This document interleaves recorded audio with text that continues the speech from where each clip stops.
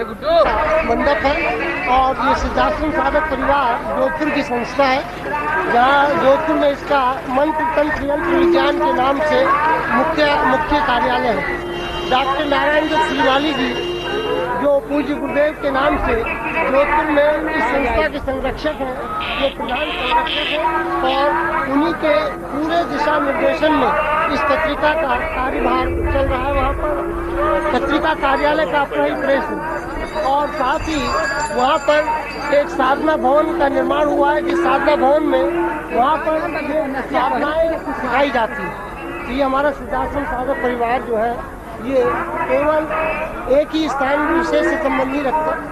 अब इसका ये मेन गेट हम लोगों ने यहाँ पर बनाया, इसके बाद भी बराबर में यज्ञ का आयोजन हुआ और इसमें ये सब प्रधान यजमान लोग बैठे हुए हैं, होता लोग ये सब इसमें अभी चंडी मंत्र की आहुति जो है नवान मंत्र की आहुति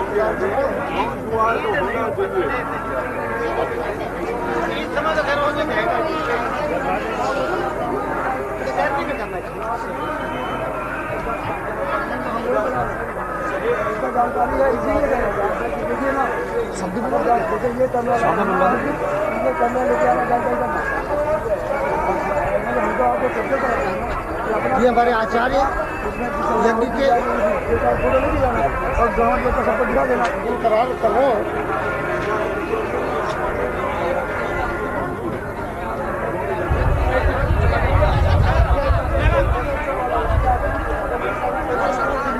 हाँ बोलिए।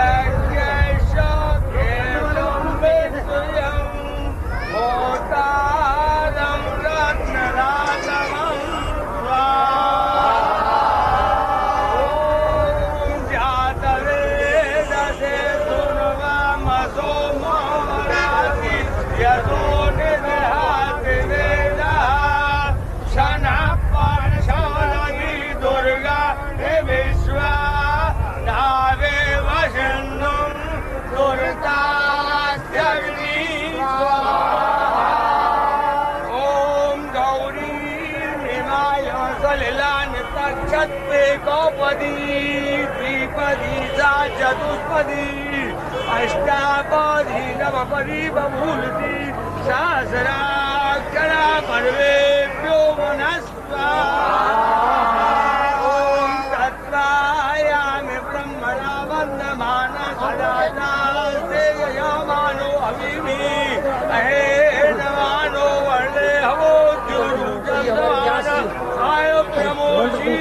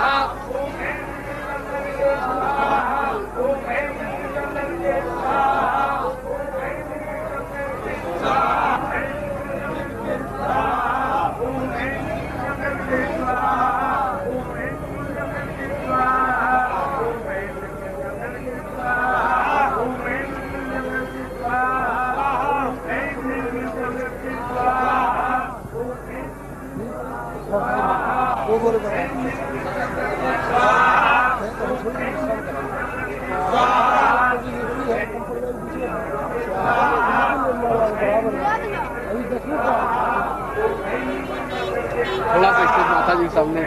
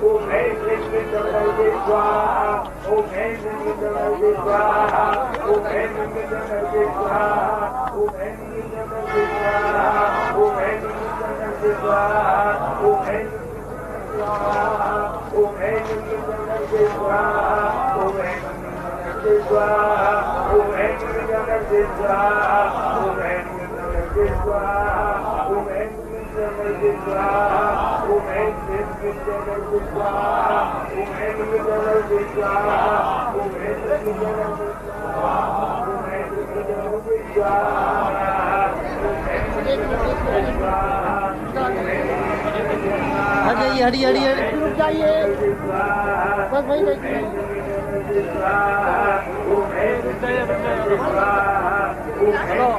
वहाँ खड़ा हो जाए, यहाँ सभी आदमी रुक जाइए, रुक जाइए।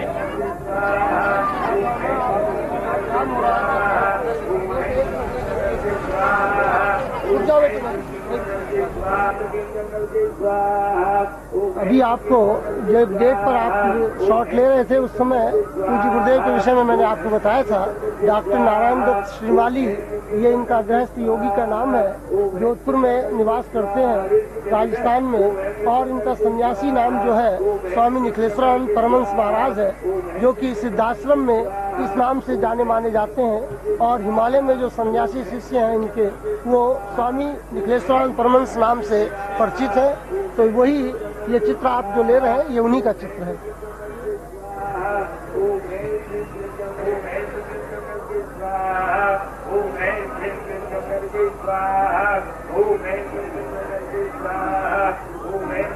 ये जो शॉट आप ले रहे हैं, ये महाविद्या में सबसे उग्र देवी हैं, छिन्नमस्ता नाम है इनका। ये छिन्नमस्ता महाविद्याएं 10 हैं, उनमें से उग्र देवियों में से ही इनकी गिनती है। और साधक लोग अपनी साधनाओं में इनको सिद्ध करते हैं, इसलिए कि इसके माध्यम से वो अपने भौतिक जीवन की किसी भी प्रकार की न्यूनता को दूर कर सके। मंत्र इनका नीचे लिखा हुआ है, श्रीं ह्रीं क्लीं ऐं वज्र वैरोचनीये हुम हुम फट स्वाहा। ये छिन्नमस्ता मंत्र है, जिसको सिद्ध करके भौतिक और आध्यात्मिक दोनों ही प्रकार की अपनी साधनाओं के माध्यम से मनोकामना पूर्ति करते हैं। शत्रुओं पर विजय प्राप्त करने में ये देवी सिद्धहस्त है।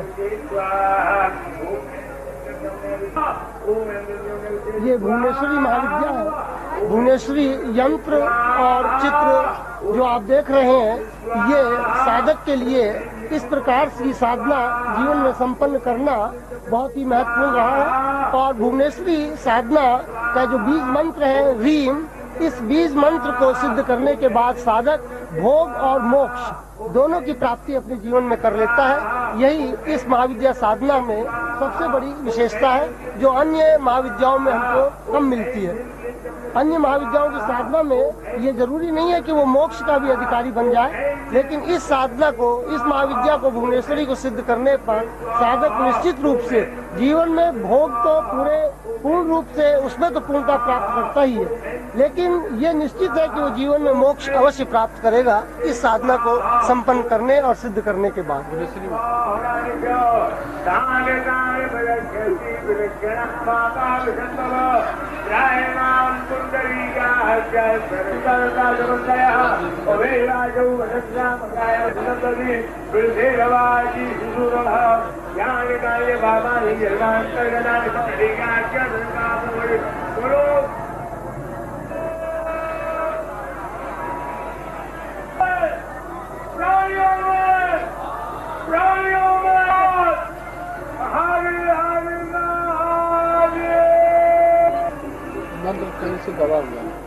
चलिए, ये महाविद्या जो आप देख रहे हैं, ये त्रिपुर भैरवी है और त्रिपुर भैरवी यंत्र भी साथ में अंकित है। ये भी महाविद्याओं में विशिष्ट महाविद्या में इनका नाम है। और ये साधना सिद्ध करने पर निश्चित रूप से साधक को अपने जीवन के जो विकार हैं, अपने जीवन के जो पिछले जीवनों के और इस जीवन के जितने भी पाप कर्म हैं, वो सबका क्षय होता है और साथ ही उसके अंदर एक विशिष्ट शक्ति का प्रादुर्भाव होता है। ये देवी सिद्ध होने के बाद फिर वह कहीं पर भी अपने आप को नतमस्तक नहीं महसूस करता, बल्कि हर समय वह गौरवान्वित और प्रफुल्लित अपने जीवन में एक पूर्णता का आनंद प्राप्त करता है। ऐसी विशिष्ट माँ भैरवी ये त्रिपुर भैरवी है और त्रिगुणात्मक इनका जो जीवन की सिद्धि है वह निश्चित रूप से मनुष्य को बहुत उच्च स्थिति में पहुंचाती है, जो कि साधक का जीवन का अभीष्ट और लक्ष्य होता है। ये तारा महाविद्या आप देख रहे हैं। तारा महाविद्या के लिए सभी साधक अपने जीवन में लालायित रहते हैं इसकी सिद्धि और साधना के लिए, क्योंकि हर साधक जो साधना के क्षेत्र में और विशेष रूप से तंत्र के क्षेत्र में आगे बढ़ना चाहता है, वो तारा महाविद्या के माध्यम से अपने जीवन में अर्थाभाव कभी भी नहीं देखना चाहता, इसलिए वो इस महाविद्या की साधना सिद्ध करता है। ये कहा तो यहाँ तक गया है शास्त्रों में, जहाँ पर भी इसका तारा महाविद्या का विवेचन हुआ है कि ये साधना सिद्ध होने पर नित्य ये देवी 2 तोले सोना अम्बा साधक के तकिए के नीचे रख जाती है और सवेरे प्रातः जब वो 2 तोले सोना प्राप्त करता है तो उसको बड़ा आश्चर्य होता है, क्योंकि ये कहाँ से कैसे प्राप्त हुआ। तो उसके पीछे इसी महाविद्या का ही हाथ है। वो अपने शिष्य को, वो अपने भक्त को ये महाविद्या कभी भी दरिद्री नहीं देखना चाहती। वो जीवन में अर्थाभाव न रहे, पूर्ण अर्थ की प्राप्ति ही इस साधना का अभीष्ट लक्ष्य है, जिसके लिए साधक लालायित रहता है और ये साधना सिद्ध करता है। वैसे तो जीवन की सभी भौतिकता की कामनाओं की पूर्ति करने वाली ये देवी कही गई है। ये महाकाली का चित्र आप देख रहे हैं। ये दक्षिण कालिका के रूप से तांत्रिकों के जीवन में उनके जीवन के विशिष्ट ऊर्जा और शक्ति की देने वाली मानी गई है। परमहंस का नाम हम सब जानते हैं। उन्होंने इसी महाविद्या को, महाकाली को सिद्ध करने के बाद इस स्थिति तक की साधना और सिद्धि प्राप्त की कि अपने जीवन को उन्होंने पूर्ण रूप से उसी रूप में ढाल दिया। उनका शरीर स्वतः स्वयं में परमहंस महाकाली बन गए। इस स्थिति की साधना सिद्धि उन्होंने की। और कालिदास का नाम भी आपने सुना होगा, हम ना सब जानते हैं कि महाकवि कालिदास काली की सिद्धि के बाद ही इतने उच्च कोटि के कवि बने जो संसार में, विश्व में उनका नाम प्रसिद्ध है और आज तक भी उनकी बराबरी का दूसरा कवि पैदा नहीं हुआ। तो ये महाविद्या निश्चित रूप से अपने साधक को, अपने भक्त को जीवन में सर्वश्रेष्ठ स्थिति प्रदान करती है। शक्ति की तो ये जीवन में एक साकार मूर्ति है और इनको सिद्ध करना हर साधक के जीवन का अपना एक अभीष्ट रहता है। ये महाविद्या जो आप देख रहे हैं ये बगलामुखी है और पीताम्बरा भी कहलाती है। पीताम्बरा पीठ दतिया में जो स्थित है वो माँ भगवती बगलामुखी महाविद्या की ही है। ये महाविद्या पीठ कई स्थान पर है। तो ये महाविद्या अपने आप में शत्रुओं पर पूर्ण विजय देने वाली महाविद्या मानी गई है। शत्रुओं पर पूर्ण विजय प्राप्त करके साधक अपने जीवन में किसी भी तरह से कहीं पर भी कोई भी कमी महसूस नहीं करता और इस दृष्टि से ये बगलामुखी महाविद्या जीवन की पूर्णता केवल शारीरिक ही नहीं, भौतिक ही नहीं, बल्कि हर प्रकार के शत्रुओं पर विजय प्रदान करने वाली महाविद्या मानी गई है। इसका मंत्र है ओम ह्रीं बगलामुखी सर्वदुष्टानां वाचम मुखम पदम स्तंभे जीवाम कीलय कीलय बुद्धि विनाशय ह्रीं ओम स्वाहा। आप लोग क्या नहीं देख रहे? ये महाविद्या जो आप देख रहे हैं ये धूमावती महाविद्या के नाम से जानी जाती है। धूमावती महाविद्या जिस प्रकार से छिन्नमस्ता अपने आप में, बगलामुखी अपने आप में उग्र महाविद्या साधना कहलाती है, उसी प्रकार से ये धूमावती भी अपने आप में उग्रतम महाविद्या मानी गई है। और इनकी साधना सिद्ध करने में साधक को 10 बार सोचना पड़ता है। कि क्या वो धूमावती साधना सिद्ध कर सकेगा, क्योंकि धूमावती इतनी क्रूर है कि साधक को अपनी साधना काल में विचित्र विचित्र प्रकार की जो है अनुभूतियां होती हैं, जिससे वो घबरा उठता है, कांप उठता है, बीच में साधना छोड़ देता है। ऐसी स्थिति उसकी पैदा होती है। तो इसको सिद्ध करने के लिए सदगुरु की आवश्यकता होती है। बिना सदगुरु के आशीर्वाद और प्रताप के बिना वह यह साधना सिद्ध नहीं कर पाता। तो इसलिए यह भी जब हम शत्रु पर विजय प्राप्त करने में बगलामुखी और छिन्नमस्ता के माध्यम से भी कामयाब नहीं हो पाते, तो हम धूमावती साधना का सहारा लेते हैं और तब बड़े से बड़े शत्रु, बड़े से बड़े हम विकारों को, रोगों को, शत्रुओं को उसको नाश कर लेते हैं और उनको नियंत्रण स्थापित कर लेते हैं। इसका मंत्र है धूम धूम धूम धूमावती ठा ठा।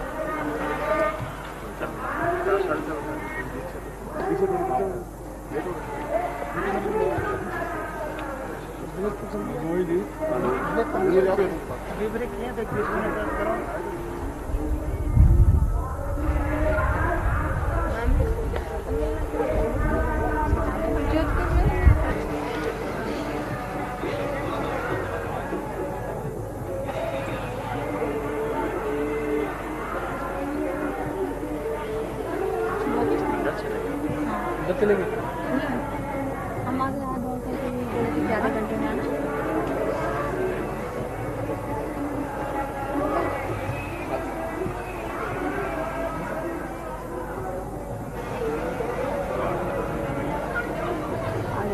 हमको लगा आधी आ गया आधा टिकट लेके चला था मेरा। का तो आधा ही टिकट लेके चल रहा है।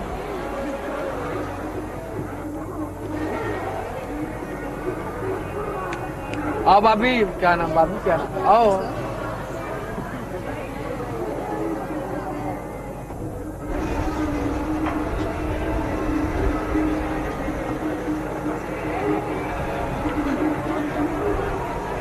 ड्यूटी लगी है, इनकी ड्यूटी लगी हुई है, इनकी भी सामने से, इधर से सामने से कवर करिए। हाँ, ये बहुत ज्यादा हंस रही ना दूसरों पे। हमारा फोटो आएगा भाई। आप भी आ जाइए। आपकी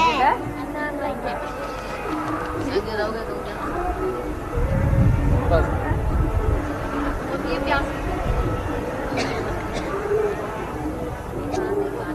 क्या ढूंढी होगी सूरज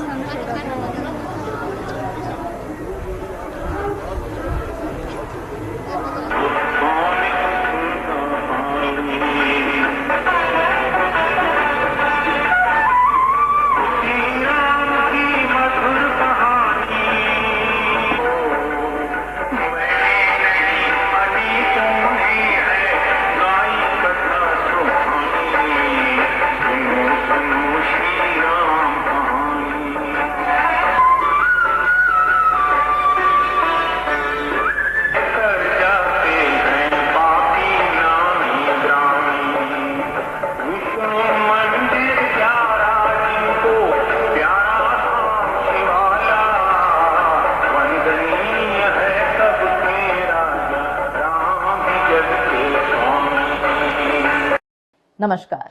अगर आप सद्गुरुदेव डॉक्टर नारायण दत्त श्रीमाली जी के दीक्षित हैं या फिर आपके पास उनसे जुड़े हुए कोई भी अनुभव है, तो नीचे दिए गए हुए नंबर पर वीरल पटेल जी को मैसेज कीजिए या फिर फोन कॉल कीजिए और अपने अनुभव जरूर शेयर कीजिए। डॉक्टर नारायण दत्त श्रीमाली जी के आत्मकथा का संकलन करने में मदद करें। धन्यवाद।